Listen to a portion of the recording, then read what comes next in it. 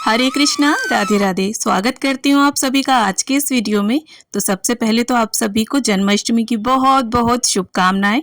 जन्माष्टमी का पर्व कृष्ण भक्तों के लिए बहुत विशेष होता है और पूरे साल बाल गोपाल के दीवाने जन्माष्टमी के इस त्योहार का बड़ी ही बेसब्री से इंतजार करते हैं। तो भाद्रपद मास के कृष्ण पक्ष की अष्टमी तिथि को भगवान विष्णु के 8वें अवतार भगवान श्री कृष्ण का जन्म हुआ था और हर साल इस दिन भक्त श्रद्धा और हर्षोल्लास के साथ भगवान श्री कृष्ण का जन्मोत्सव मनाते हैं और श्री कृष्ण जी के मनमोहक बाल स्वरूप की पूजा करते हैं। तो आज मैं आप सभी के साथ यही शेयर करने वाली हूँ कि जन्माष्टमी के दिन हमें भगवान श्री कृष्ण के बाल स्वरूप यानी लड्डू गोपाल का किस प्रकार से पूजन करना चाहिए। तो देखिए, जन्माष्टमी का आप व्रत करें या ना करें, पर सभी को लड्डू गोपाल जी का, भगवान श्री कृष्ण जी का पूजन अवश्य करना चाहिए। तो देखिए, सुबह में आप लड्डू गोपाल की जैसे भी सेवा करते हैं, उनकी पूजा करते हैं, आप चाहें तो उसी प्रकार से कर लें। और अगर आपको लगे कि आज कुछ विशेष दिन है, कुछ अलग सेवा होनी चाहिए, तो आप चाहें तो उन्हें सुबह भी पंचामृत से स्नान करवाएं, नए वस्त्र धारण करवाएं और फिर जहां पर भी आपके लड्डू गोपाल विराजमान हैं, करीब 7 से 8 के बीच शाम के समय हमें इस प्रकार से लड्डू गोपाल को पर्दा लगा देना है, उन्हें कवर कर दें आप। और कोई भी लाल या पीले कलर की चुनरी जो माता रानी की होती है वो ले सकते हैं आप, या यहाँ पर आप नया कपड़ा भी ले सकते हैं। और इसके बाद यहाँ पर एक डंठल वाला हमें खीरा लेना है, क्योंकि देखिए बहुत से लोगों के लड्डू गोपाल काफी बड़े होते हैं, तो जो जन्म कराने की विधि होती है वो खीरे के अंदर या कद्दू के अंदर रखा जाता है उन्हें। तो अगर आपके लड्डू गोपाल बड़े हैं तो आप इस तरह से एक डंठल वाला खीरा लें और एक सिक्का ले लें, 1 रुपए का या चांदी का सिक्का भी ले सकते हैं, और यहीं समीप उनके पास ही इसे रख दें। और ये जन्म कराने की देखिए सबसे सरल विधि होती है, और जो 7-8 बजे से लेके 12 बजे तक के बीच का समय होगा, उस समय में देखिए आप सारी तैयारियां कर लीजिए, भोग वगैरह बना लीजिए, मंदिरों में घूमकर आ जाइए परिवार के साथ, क्योंकि जन्माष्टमी के दिन मंदिरों में काफी सुंदर सुंदर झांकियां सजी होती हैं। और रात्रि के 12 बजे जब मंदिरों में शंखनाद होने लगता है, घंटे घड़ियाल बजने लगते हैं, तब हमें पता चल जाता है कि श्री कृष्ण जी का हमारे जन्म हो गया है। तब आपको इस प्रकार से उनसे अनुमति लेते हुए आप ताली बजाएं, घंटी बजाएं या शंख बजाएं, और इसके बाद धीरे से जो हमने पर्दा लगाया था उसे हटा लें।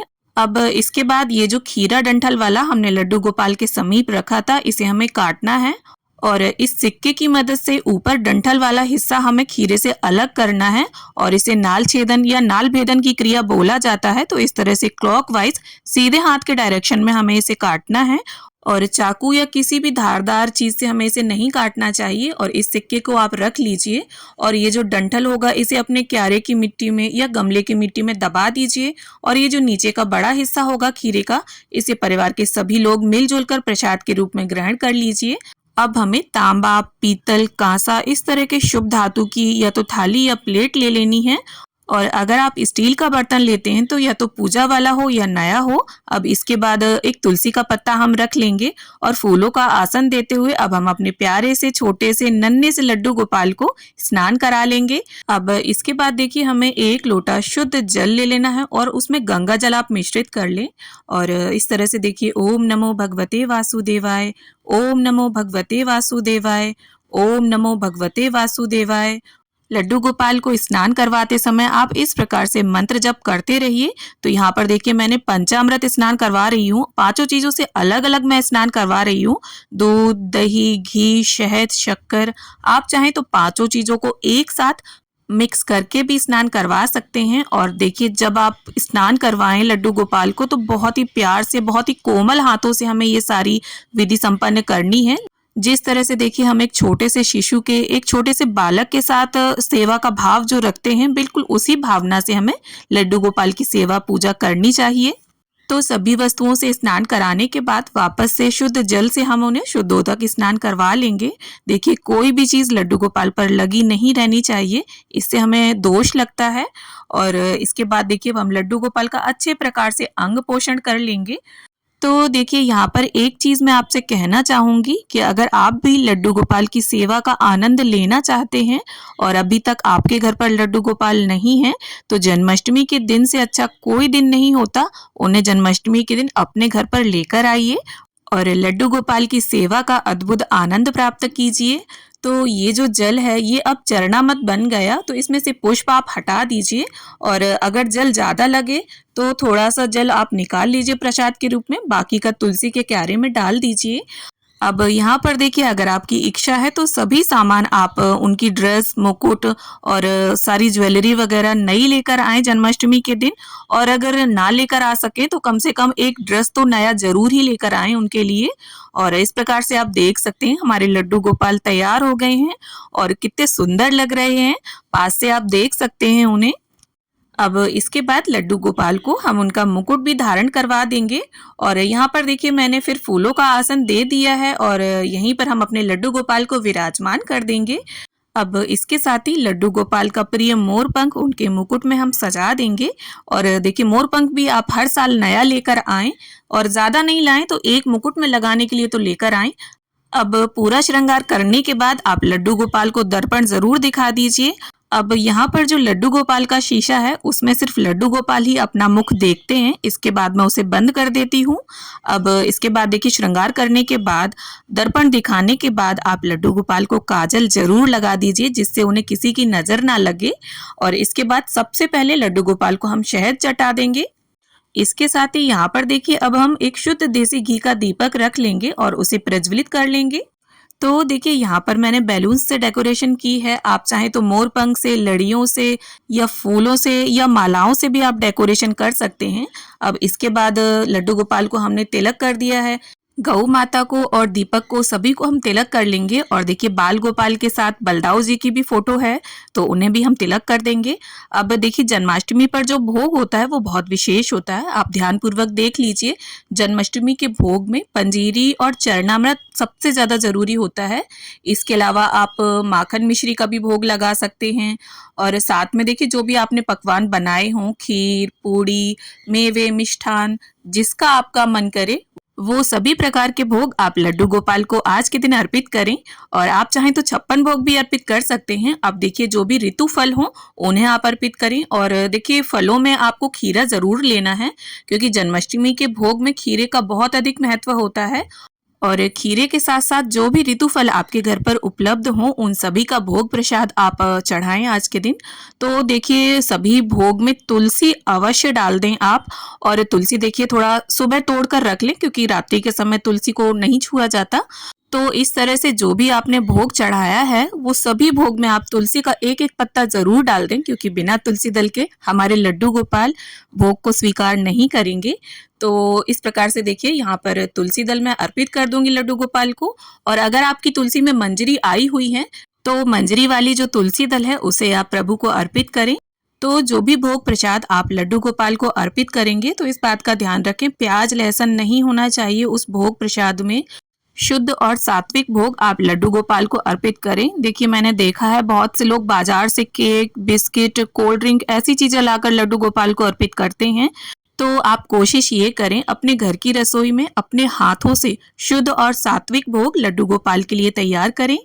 तो इस प्रकार से सभी भोग पर लड्डू गोपाल की दृष्टि पड़ जाने दें। इससे होता क्या है, जब दृष्टि भोग पर प्रभु की पड़ जाती है तो वो भोग मनुष्य के खाने योग्य बन जाता है। अब इस प्रकार से देखिए बाद में जल का भी भोग आप जरूर लगा दें, जिस तरह से हम खाने के बाद जल पीते हैं ठीक उसी प्रकार से। अब देखिए जब आप भोग लगा लें, जल वगैरह पिला लें लड्डू गोपाल को, इसके बाद उनकी प्रिय बांसुरी उन्हें देना ना भूलें। तो यहाँ पर अगर आप चाहें तो हर वर्ष जन्माष्टमी पर एक नई बांसुरी लड्डू गोपाल को जरूर भेंट करें। अब इसके बाद देखिए धूप दीप से हम प्रेम पूर्वक लड्डू गोपाल की, गौ माता की, बलदाऊ जी की और गणपति जी का ध्यान करते हुए सभी की प्रेम पूर्वक आरती उतार लेंगे। आरती कुंज बिहारी की, श्री गिरिधर कृष्ण मुरारी की। और यहाँ पर देखिए जो दीपक मैंने प्रज्वलित किया था उसी से मैं आरती उतार लूंगी। आप चाहें तो यहाँ पर अलग से दीपक भी लगा सकते हैं या फिर आप कपूर आरती भी कर सकते हैं। और देखिए जन्माष्टमी का जो दिन है वो बहुत ही ज्यादा विशेष होता है, तो पूरा परिवार मिलकर इस दिन को सेलिब्रेट करे और सजावट वगैरह करे, भोग प्रसाद, आरती, पूजा। जब पूरा परिवार साथ में मिलजुल कर ये सारी चीजें करता है तो बहुत ही आनंददायक होता है ये सब। और इस तरह से देखिए आरती संपन्न करने के बाद 11, 21, 51 या जितनी भी आपकी इच्छा हो उतने पैसे आप लड्डू गोपाल के ऊपर से वार दें। और इसके बाद ये जो पैसे होंगे ये आप किसी भी कन्या को या गौशाला में भी इसका चारा वगैरह लेकर गायों को खिलाकर आ सकते हैं। अब देखिए इतनी पूजा संपन्न करने के बाद आप लड्डू गोपाल को आज के दिन झूला झुलाना ना भूलें।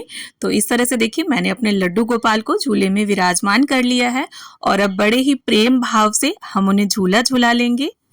और जब आप उन्हें झूले में विराजमान करें तो उनकी बांसुरी उनके समीप ही रख दें, क्योंकि कुछ वस्तुएं ऐसी हैं जो लड्डू गोपाल को अति प्रिय हैं, जैसे बांसुरी, मोरपंख, गौ माता।